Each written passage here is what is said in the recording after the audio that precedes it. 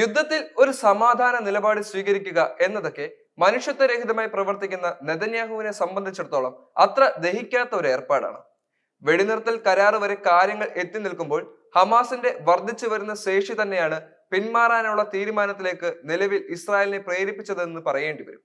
പക്ഷേ തന്റെ തോൽവി ലോകം കാണുകയാണെന്ന മാനക്കേട് മറക്കാനെന്നോണമായിരിക്കണം എടുത്ത തീരുമാനത്തിൽ ഉറച്ചു നിൽക്കാൻ നെതന്യാഹുവിന് സാധിക്കുന്നില്ല.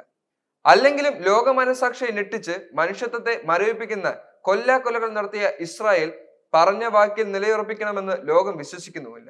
അതിനുള്ള ഏറ്റവും വലിയ തെളിവാണ് വേണ്ടി വന്നാൽ വീണ്ടും യുദ്ധം തുടരുമെന്ന നെതന്യാഹുവിന്റെ പുതിയ വാക്കുകൾ. ഹമാസുമായുള്ള വെടിനിർത്തൽ താൽക്കാലികമാണെന്നായിരുന്നു നെതന്യാഹുവിന്റെ പുതിയ പ്രസ്താവന.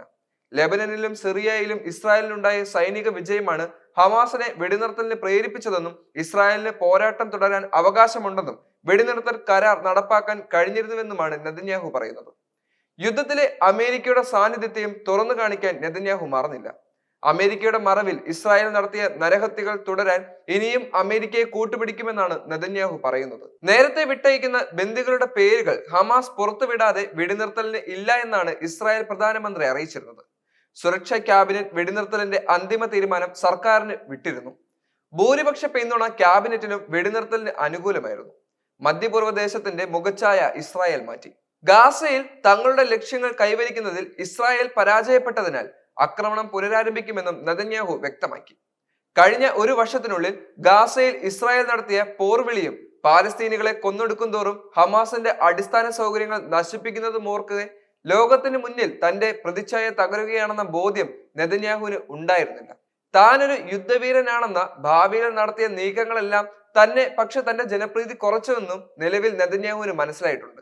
അതുകൊണ്ട് തന്നെ ചുവടൊന്നും മാറ്റി പിടിച്ചില്ലെങ്കിൽ ഇനി പ്രസിഡന്റ് പദവിയിലൊക്കെ എത്താൻ തനിക്ക് സാധിക്കില്ലെന്ന് നെതന്യാഹുവിന് അറിയാം.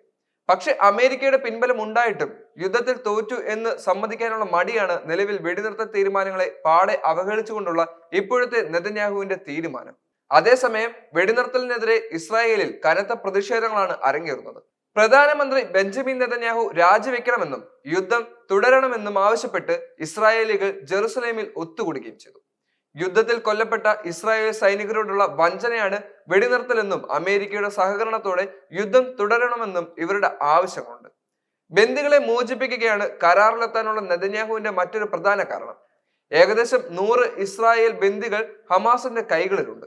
പക്ഷേ യുദ്ധം അവസാനിപ്പിക്കാൻ പണ്ടേ താല്പര്യമില്ലാത്ത നെതന്യാഹുവിന്റെ ഇപ്പോഴത്തെ ബലം അമേരിക്കയാണ്.